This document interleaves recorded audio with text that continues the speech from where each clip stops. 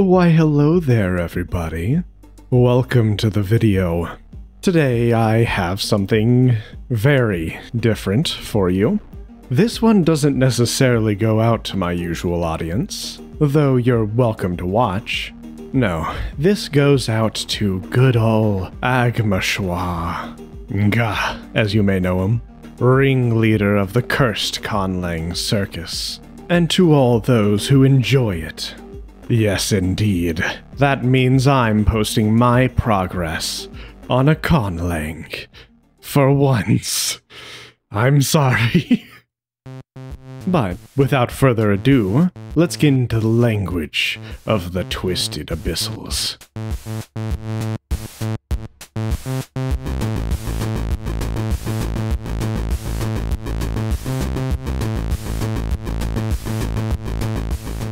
Of course, just in case my language didn't make the top 10, I decided to include one of your special themes.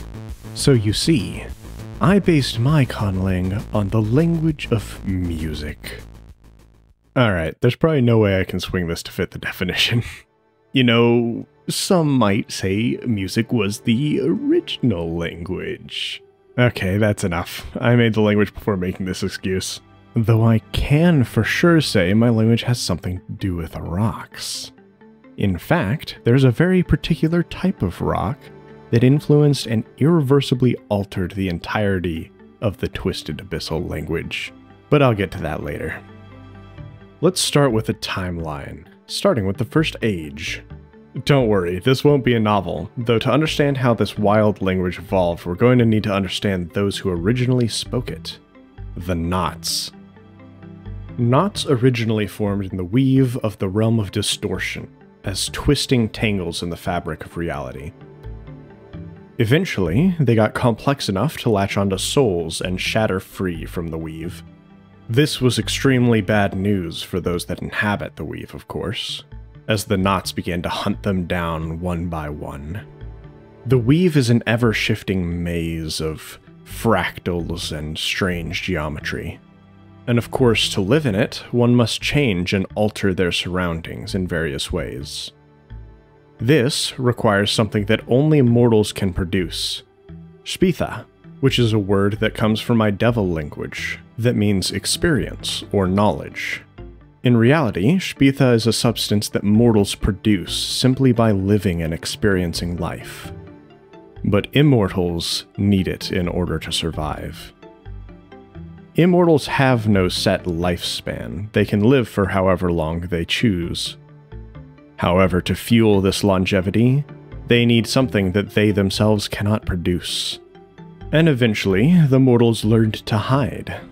This meant that Knots had to become more intelligent, hunting in parties and using various strategies to capture their prey. Knots eventually developed hibernation behavior, in order to sleep while mortals were repopulating, and wake up whenever they've reached their population maximum. In the beginning, Knots really only needed words for things like sleeping and waking up and hunting. However, eventually, as they became smarter, these needs began to change. Since Knots were simply twisted portions of the weave, they eventually had infinite sexes, and this translated to infinite genders too. These genders were expressed through tones, and originally there were infinite of them. You could go as high or as low as you wanted. However, not every sex was needed in order to reproduce, and thus, slowly, genders began to weed out of the language, most of them not really being in use. This started by whittling down to about 27, which were originally necessary to create a knot garden. However, eventually, after civilizations began to form, this shifted down to 12, and it remains 12 to this day, though of course the uses have changed. As you may have noticed, I've avoided getting into the meat of things, such as what phonemes they use and how they communicate these phonemes, or if they have phonemes. Now, I'm gonna need you to prepare yourself because this is gonna be wild. Knots are shifted, twisted forms of geometry, and thus, the way they speak to each other is by vibrating that geometry. This geometry vibrates in very specific ways, which we call the various wave shapes. This means that the knots literally speak in EDM music. Yes, they actually speak in EDM music. Not to mention, since they're a part of the weave, they had writing from the very beginning, since they can merely twist the weave to say whatever they want to say. It's almost as though writing was their original mouth movements. I know, this all sounds very strange, and, well, I mean, that's on purpose. Now, of course, in order to not bore you with the very long history that I wrote, I'm just going to go ahead and skip to the phonology. In modern day, and since well before these knots began to inhabit the rest of the world, there are exactly 5 wave shapes that they use as phonemes, per se. The sine, the square, the triangle, the saw, and the squine, which is a mix between sine and square. They also often use static. And in order to convey emotions and things such as that, they have a kick, a snare, and a hat. All of which are music terms, so good old Nga understands what I'm talking about. Now, the reason I mentioned 12 genders exactly is because there are exactly 12 notes from one note of the same letter to the next note of the same letter. The knots, or as they're called today, the ink blots, use a logography as their language. Alright, so they don't actually use a logography. I got that completely wrong. Most of this is because I changed it a little bit throughout the process, even through recording this. But a part of it is simply me just saying the wrong thing. Their language is more like an abugida of sorts, maybe an abjad. It's a little difficult to explain, but you'll see whenever the writing segment comes up. Unfortunately, I will continue to make this mistake throughout the entire video. So enjoy! Every symbol in the logography indicates 2 to 3 sounds. Each of these sounds will have a tone, except for the first, of course, since that represents the bass tone. Tones in this language means jumping from the bass tone a certain amount of steps in either direction, up or down. Tones are not inherent to each syllable, but they do allow for greater specificity when indicating certain words' meanings. There are 150 syllables normally, however with tones that means thousands. I suppose we should talk about the symbols, shouldn't we? Since the knots were quite literally a part of the weave, they could alter their surroundings and twist it to their will. This was how they conveyed simple words in the past, and to this day, that system still stands. Which means they don't necessarily write as you would think. They grab any object and twist it into a word. Or more than just one word, of course. As all of these logos must be linked together in a single spiral formation. Which means for mortals, we have to draw each spiral. Each arm. One by one. Painstakingly. Oh god, what have I done? I've assigned each type of wave a romanization. However, these romanizations don't make sense. Not because I wanted it to be cursed, but it's just kind of how my brain works. Sine waves are R, square waves are I, triangle waves are O, saw waves are L, and squine waves are Q. When static is used, it's usually an underline, or whatever I need to be able to realize that it's static. And of course, that gives us this lovely chart right here. How do you use this chart, I hear you asking? Well, how the f- I'm sorry, I got a bit out of hand there. Here, let me just show you. When an inkblot writes out a phrase, the spiral grows and then slowly gets smaller and smaller at the tips. Along this spiral, like letters, you would add these specific markings. They go out from the center, but when phrases get long, they tend to not be able to be read anymore. And you would be surprised how often they get pretty long. Now how, in the 27 Outworlds, is this possibly useful to them? Literally in any way? Well, this is where the stone part comes in. After some time of the Knots developing societies and empires that stretched all across the Weave, they eventually learned of the outside world. Specifically, they called them the Outworlds. There were 27 of them, and this world, the world of distortion, was only one of the inner ones, meaning they had access to any that they chose. And of course, that meant there was more space to invade. The Knots eventually discovered one of my core magic systems. They discovered the blue crystal, one of the many colors of crystal, though at the time they only knew of the blue ones. And this crystal had the unique ability to twist and change its surroundings, forming them into fractal shapes that spread across the land. Use just a little bit of this crystal, inlaid into an object, and you create a formation that can capture light waves from across the Outworlds. Yes, these people literally developed interdimensional radios, and that's why they became a vast interdimensional empire. These small blue crystals revolutionized their language. They could perfectly recreate and print spirals of text from across the universe. And because of its fractal nature, they could zoom in as far as they needed to into any spiral. Meaning that to them, this writing system was perfectly viable, and never had to change. The name of the language itself is, which roughly means birth of decisions.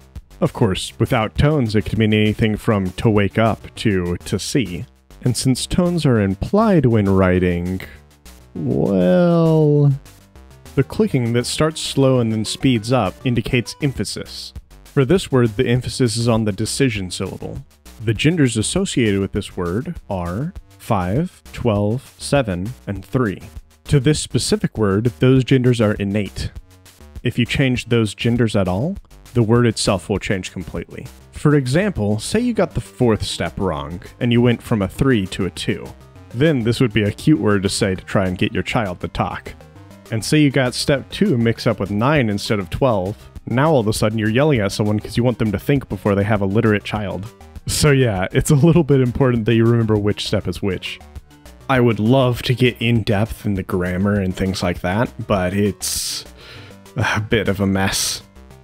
I'll be honest, this is one of my first projects. Well, I mean, if you don't count the years of experimenting.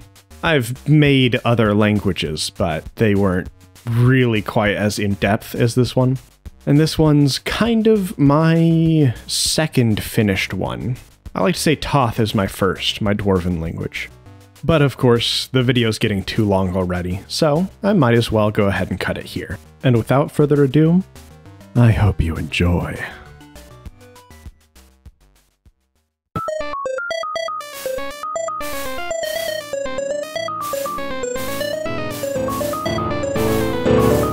I'm just kidding, I'm not going to make the actual Flight of the Bumblebee. Not to mention that kind of take the depth out of it. Nearly every note in Flight of the Bumblebee is separated by only one, which means that this is the equivalent of the ranting and raving of an old man. Not to mention there's no reduplication, which is a big thing in this language. So instead I've composed this for you.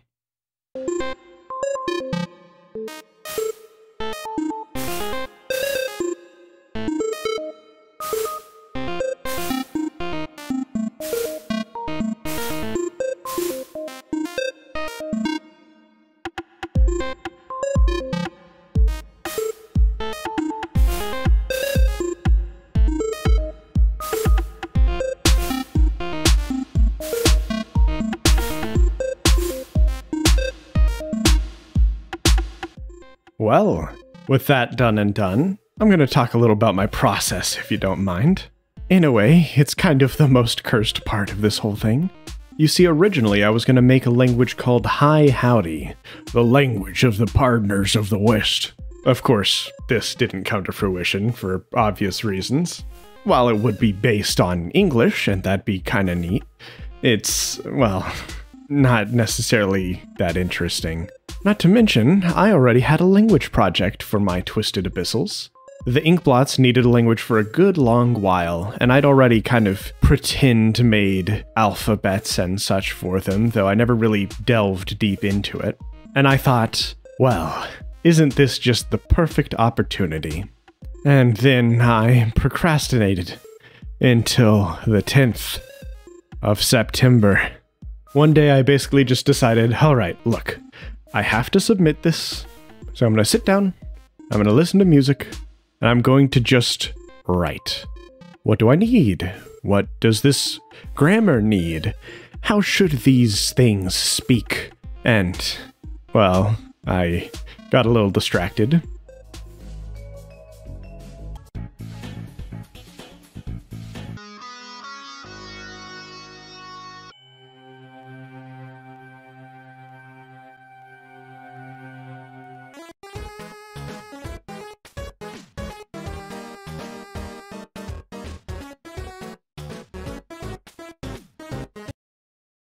But after all that, I got writing, and oh boy did I get writing.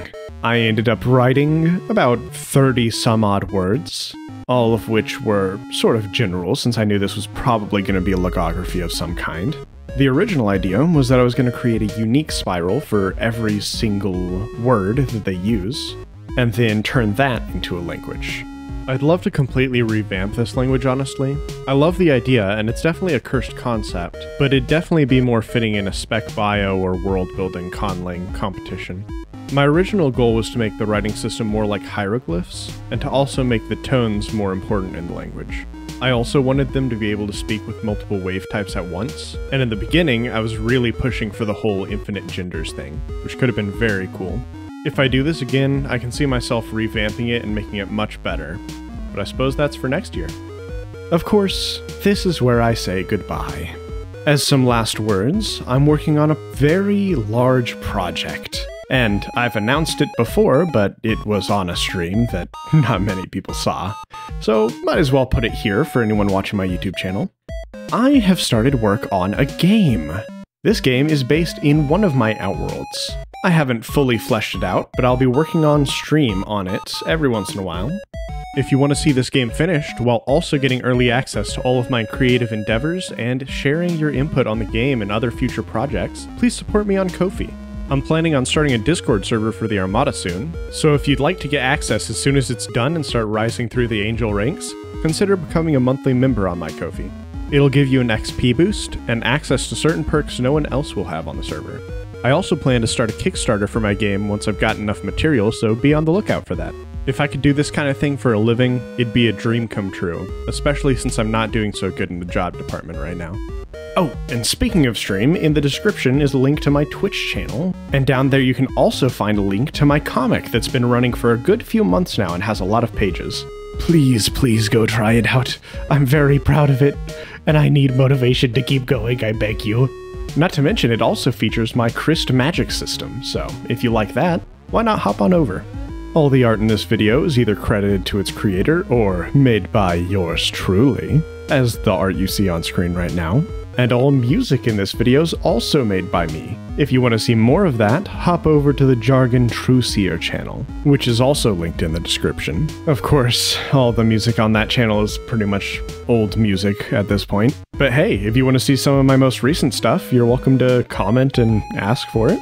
Please, I need the engagement. Please like and subscribe, all that fun stuff, but no, seriously, please. I badly need subscribers. No one watches this channel. Please don't leave